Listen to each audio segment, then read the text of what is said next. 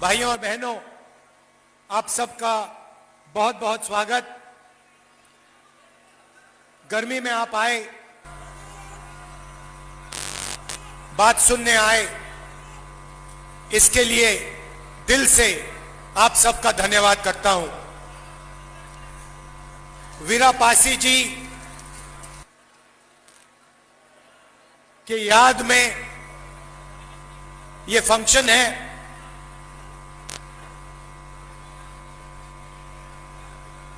उनकी जो लड़ाई थी, उनका जो त्याग था, उसको याद कर रहे हैं हम आज। मगर जब मैं भाषण सुन रहा था तो मैं सोच रहा था कि हां, हम पासी जी की याद करते हैं, अंबेडकर जी की याद करते हैं, मगर जो विचारधारा अंबेडकर जी की थी, वीरा पासी जी की थी, उसकी रक्षा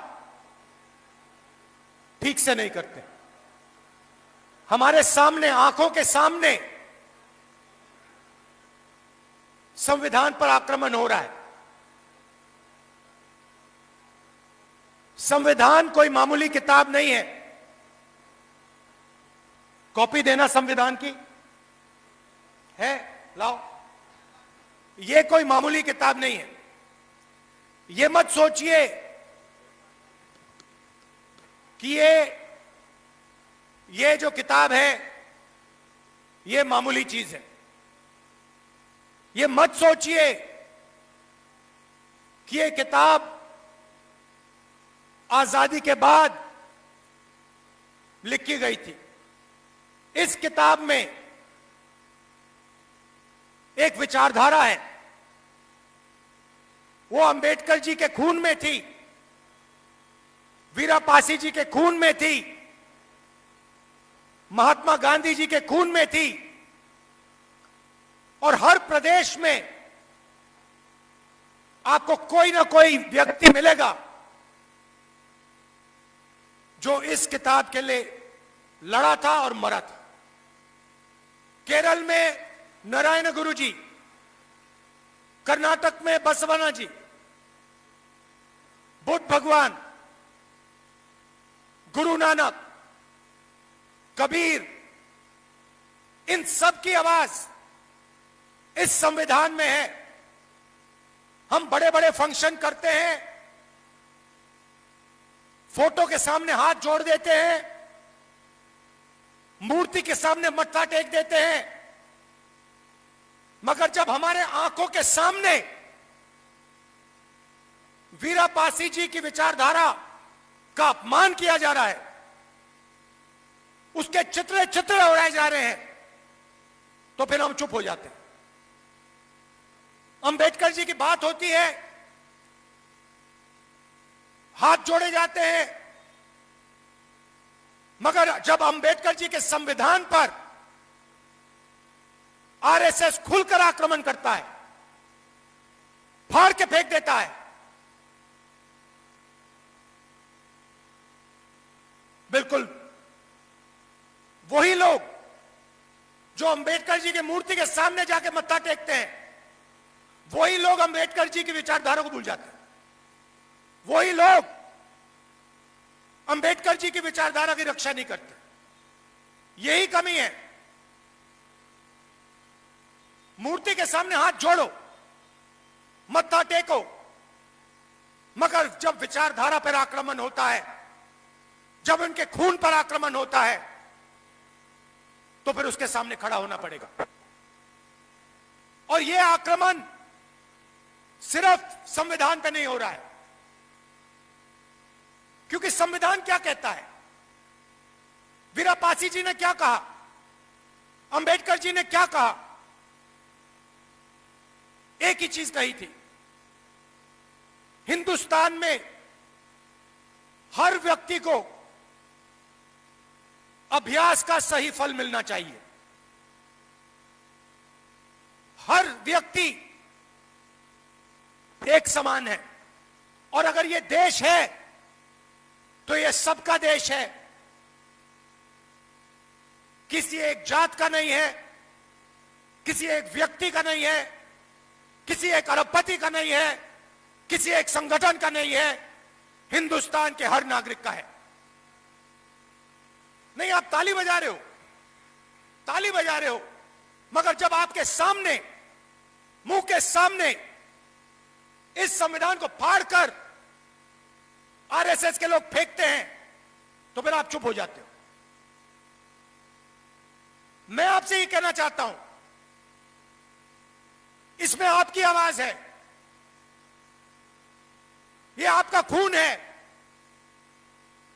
और इसकी रक्षा करना, इसको बचाना आपका फर्ज बनता है, आपकी जिम्मेदारी है। नरेंद्र मोदी आपसे कहते हैं कि विदेश मत जाओ, आपसे कहते हैं सोना मत खरीदो, आपसे कहते हैं इलेक्ट्रिक गाड़ी खरीदो। आने वाले समय में किसान के पास खाद नहीं होगा,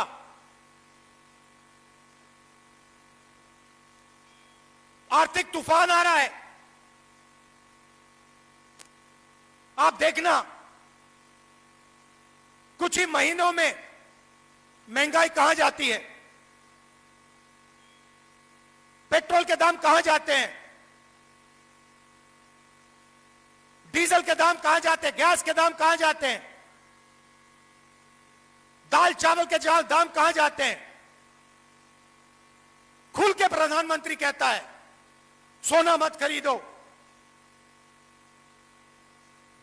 विदेश मत जाओ, और फिर हजारों करोड़ रुपए के जहाज में विदेश चला जाता है। आप लोग चुप रहते हो, आप लोग एक शब्द नहीं बोलते हो, और 24 घंटा प्रधानमंत्री इस पर आक्रमण करता है, वोट चोरी करता है, इस पर आक्रमण करता है, मनरेगा को खत्म करता है, इस पर आक्रमण करता है, जाति जनगणना नहीं करवाता, इस पर आक्रमण करता है, अंबानी अदानी को पूरा देश बेच देता है, इस पर आक्रमण करता है।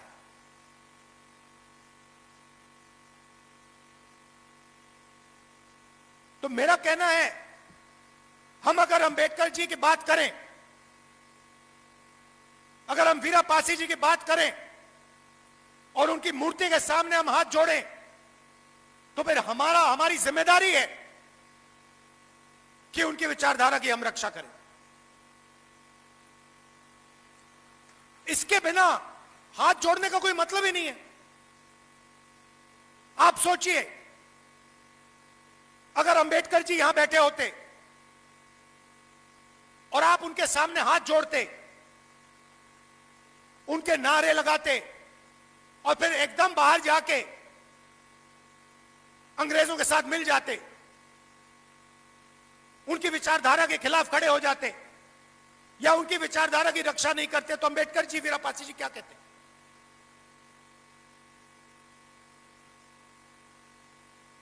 तो जब हम अंबेडकर जी की याद करते हैं, वीरा पासी जी की याद करते हैं, गांधी जी की याद करते हैं, बुद्ध भगवान की याद करते हैं, तो जिम्मेदारी, पहली जिम्मेदारी उनकी विचारधारा की रक्षा करने की। और यह मैं चाहता हूं 21वीं सदी के वीरा पासी दिखाई दें, मैं चाहता हूं 21वीं सदी के अंबेडकर दिखाई दें, मैं चाहता हूं 21वीं सदी के गांधी जी दिखाई दें। और वो कहां से आएंगे? आप में से आएंगे, और कहीं से आ ही नहीं सकते। आसमान से तो टपक नहीं सकते, विदेश से तो नहीं आ सकते, आज के युवाओं में से आएंगे। आने वाला समय बहुत मुश्किल है। मोदी जी ने क्या किया? हिंदुस्तान का पूरा धन आपके जेब में से, आपके घरों में से निकाल दिया। संविधान आपकी रक्षा करता था। संविधान कहता था कि पब्लिक सेक्टर होना चाहिए। संविधान कहता था आरक्षण होना चाहिए। संविधान कहता था जुडिशरी में न्याय होना चाहिए। यह सारा का सारा नरेंद्र मोदी जी ने, अमित शाह ने, आरएसएस ने खत्म कर दिया। संविधान कहता था कि फ्री एंड फेयर मीडिया होना चाहिए, खत्म कर दिया। आपका पैसा आपके जेब से पूरा का पूरा निकाल दिया। आपकी मेहनत का पैसा, मनरेगा बंद कर दिया, पब्लिक सेक्टर को प्राइवेटाइज कर दिया। यूनिवर्सिटी में आरएसएस के वाइस चांसलर बैठा दिए। उनको कुछ नहीं मालूम, साइंस नहीं मालूम, हिस्ट्री नहीं मालूम, ज्योग्राफी नहीं मालूम, मगर यूनिवर्सिटी चला रहे हैं। क्यों? क्योंकि आरएसएस के हैं। तो संविधान को इन्होंने खत्म कर दिया है। संविधान कहता है हर व्यक्ति के पास एक वोट होना चाहिए। एसआईआर महाराष्ट्र, हरियाणा, मध्य प्रदेश, असम, बंगाल में करोड़ों लोगों के वोट काट दिए। जो उनके लिए वोट नहीं करते उनके वोट काट दिए। तो 24 घंटा इस पर आक्रमण किया। अब सच्चाई सामने आ रही है और सच्चाई से कोई नहीं छुपेगा। यह आपकी रक्षा करता था, यह हिंदुस्तान की अर्थव्यवस्था की रक्षा करता था, यह किसानों की रक्षा करता था, यह मजदूरों की रक्षा करता था, यह छोटे व्यापारियों की रक्षा करता था। नरेंद्र मोदी ने इसको खत्म कर दिया। आपके जेब में से पैसा निकाल दिया। नोटबंदी से इसने किसानों को खत्म किया, छोटे व्यापारियों को खत्म किया,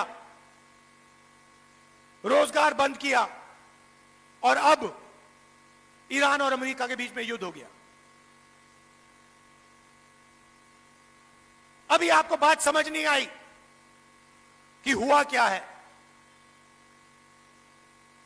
आप सोच रहे हो कि अमेरिका और ईरान के बीच में युद्ध है तो क्या हुआ, वो लड़ रहे, हमारा क्या लेना देना।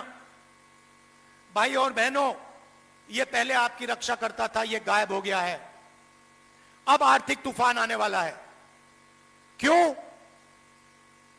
क्योंकि अमेरिका ने ईरान पर आक्रमण किया और ईरान ने हॉर्मुज स्ट्रेट को बंद कर दिया। हॉर्मुज स्ट्रेट को बंद करने का मतलब दुनिया का 20% तेल, 20% तेल का सप्लाई खत्म। इसका नतीजा आने वाले समय में महंगाई आसमान तक। आपने अपनी जिंदगी में ऐसी महंगाई नहीं देखी होगी। फिर से दोहराता हूं, जो आने वाला है 3-4 महीने में, ऐसी महंगाई आपने अपनी जिंदगी में नहीं देखी होगी। दूसरी चीज, खाद। किसानों को खाद नहीं मिलने वाला है। तीसरी चीज, गैस।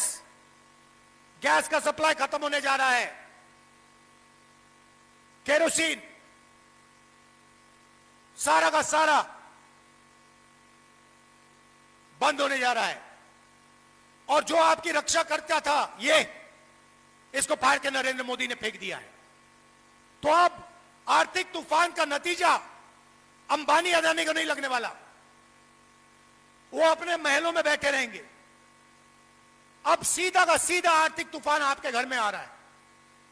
क्यों? क्योंकि नरेंद्र मोदी ने इसको खत्म किया और जो आपको रक्षा करता था उसको उन्होंने हटा दिया। अब पूरा का पूरा झटका